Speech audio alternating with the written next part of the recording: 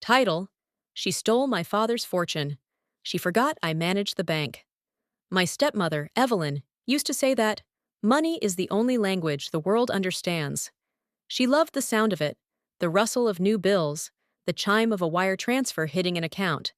But when my father died, she made sure I was silenced. She didn't just take the money, she took my voice. I remember standing at the back of the cemetery, watching her weep through a $5,000 silk veil. It was a performance worthy of an Oscar. In her gloved hand, she clutched a forged will, a document that effectively erased my 25 years as Thomas Miller's daughter. With one signature, she handed herself a $40 million empire and handed me the exit door. She called me a glorified bookkeeper. She told me to go back to my cubicle and leave the big moves to the professionals. So, I did exactly what she asked. I went back to my desk at the private bank that managed my father's fortune. I kept my head down. I worked my late-night shifts. But Evelyn forgot one thing about bookkeepers. We see everything. We see the cracks in the foundation long before the house falls. Tonight, Evelyn is throwing a gala to celebrate her new life. She thinks she won. She doesn't know that I've spent the last 90 days quietly removing the pillars, holding up her house of cards. By midnight, she won't just be broke. She'll be a ghost. This is how I used the math of karma to take back my father's legacy. Welcome back to Karma Speaks.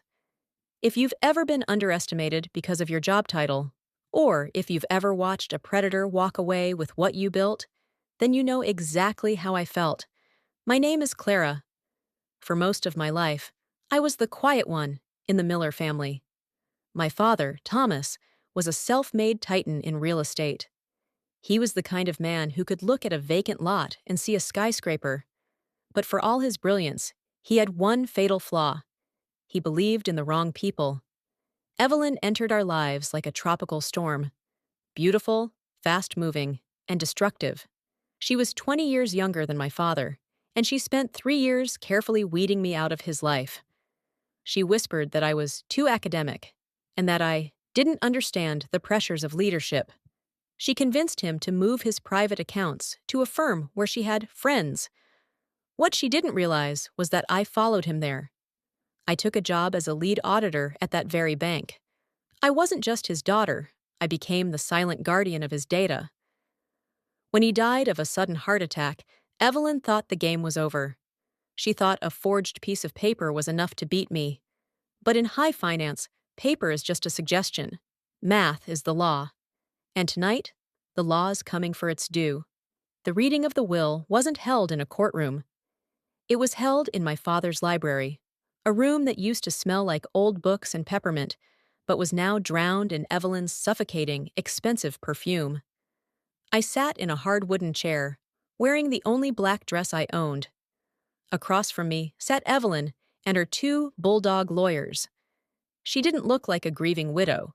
She looked like a CEO at a hostile takeover. I clutched my father's old Seiko watch in my pocket. I could feel the mechanical pulse of the gears against my palm. The lawyer cleared his throat and read the new amendment. My heart stopped. It claimed that my father had revised his will 3 days before his death, citing my financial incompetence as the reason for my disinheritance. Every asset, every building, and every cent was left to Evelyn. I looked at her.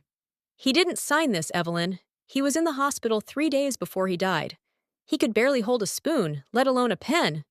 She didn't flinch. She just adjusted her pearl necklace and looked at me with a cold, pitying smile. Grief does strange things to the memory, Clara. Maybe you should focus on finding a new apartment. My lawyers have already filed the eviction notice for your current place, since it's technically estate property now. Then, she leaned over the table. Her voice was a low hiss. I'll hire a real accountant for the firm tomorrow. You're fired, Clara. Pack your cubicle. I don't want your failures infecting my new life. I didn't argue. I didn't scream. I just stood up, felt the tick of that watch, and walked out. I knew something she didn't. My father's empire was a complicated machine of debt and credit, and she just fired the only person who knew how to oil the gears. Evelyn thought firing me removed me from the equation. She forgot that I didn't work for the estate. I worked for the bank that held the estate's debt. When you own $40 million in real estate, you don't actually own it. The bank does. You manage the debt. My father's business was built on a rolling credit facility. It's a high-stakes game where you use the profit from one building to pay the interest on the next. The bank has a stability clause. Because the debt is so high, the lead auditor, me, has to verify the liquidity ratio every 90 days manually. It's a digital handshake. If the handshake doesn't occur, the bank assumes the owner is dead or insolvent, and the total asset recovery protocol is triggered automatically. For the next 3 months, I watched Evelyn from my terminal at the bank. I saw the live feed of her spending. Day 12, a $45,000 charge for a first-class trip to Milan. Day 28, a $110 down payment on a sports car my father would have hated. Day 40, she stopped paying the property taxes on the office buildings to fund a renovation of the mansion's master suite. I saw the warnings popping up on my screen. Urgent! Liquidity, drop detected. I sent her 3 formal notifications through the bank's portal. She blocked the emails. She sent a cease and desist to my boss, saying I was harassing her. She told the bank she was handling all estate matters herself. She thought she was winning a power struggle. She didn't realize she was ignoring a fire alarm in a room full of gasoline. The ghost period is a terrifying thing to watch from the inside. It's the silence before a storm. By day 75, the bank's internal systems were screaming. My boss, Mr. Henderson, was a man who lived and died by the rules. He came into my office, sweating through his shirt. Clara, the Miller estate is $2 million below the liquidity threshold. If they don't move cash from the secondary holding account by day 90, the system is going to execute a hard freeze.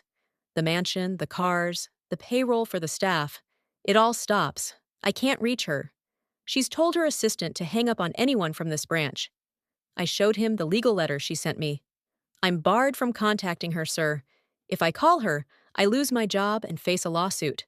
She's made it very clear. She's in charge. Henderson looked at the screen, then at me.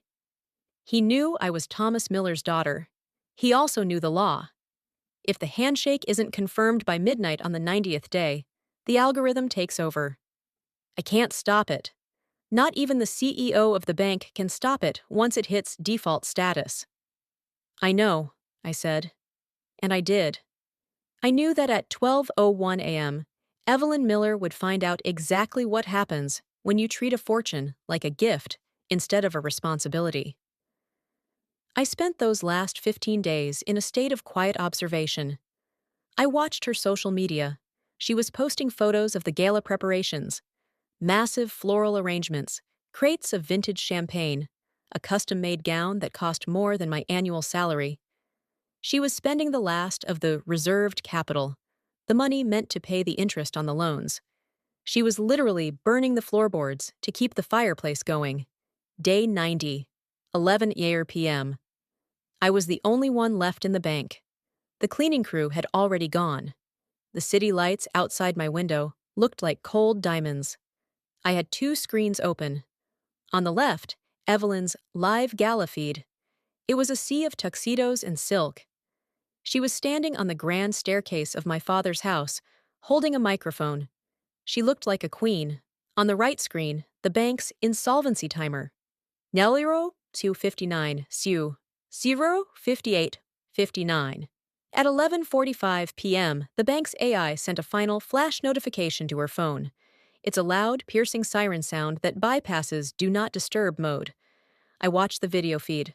I saw Evelyn pull her gold iPhone out of her clutch. She looked at the screen, annoyed. She didn't read the text. She didn't look at the default imminent warning. She just swiped it away and laughed at something the mayor said. I looked at my father's watch. 1 minute left. I thought about my father. I thought about the smart pen he used in his office. That was the piece of the puzzle I had been holding onto. I had already pulled the data. The pen's internal clock showed that the will amendment had been signed at 11:42 p.m. on the night he died. He had been pronounced dead at 5 p.m. that evening. Evelyn hadn't just forged a signature, She had signed a document with a ghost. 00 3 00 00 At exactly midnight, the left screen, the gala feed, flickered. The music, which had been soft jazz, suddenly cut out with a digital screech. The lights in the mansion didn't just dim, they died. The smart home contract was tied to the estate's operating account. No handshake, no payment, no power. I drove to the house. The gates, usually guarded and locked, were standing wide open.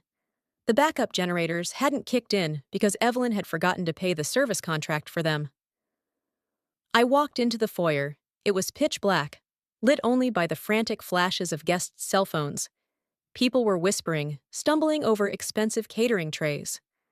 I saw Evelyn at the top of the stairs, her silhouette illuminated by a few candles. She was screaming at a security guard. "Fixed it! I don't care what it costs! Call the electric company!"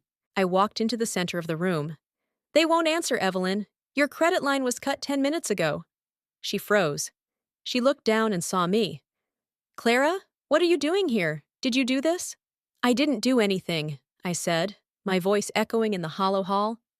"The bank's algorithm did. You missed the 90-day handshake. The estate is now in total recovery. The bank owns the house, the cars, and that necklace. The repo teams will be here by 6 a.m. She rushed down the stairs, nearly tripping on her gown. "You're lying! I have the will. I'm the owner." "The will is a forgery, Evelyn. We have the smart pen timestamps. The police are waiting outside.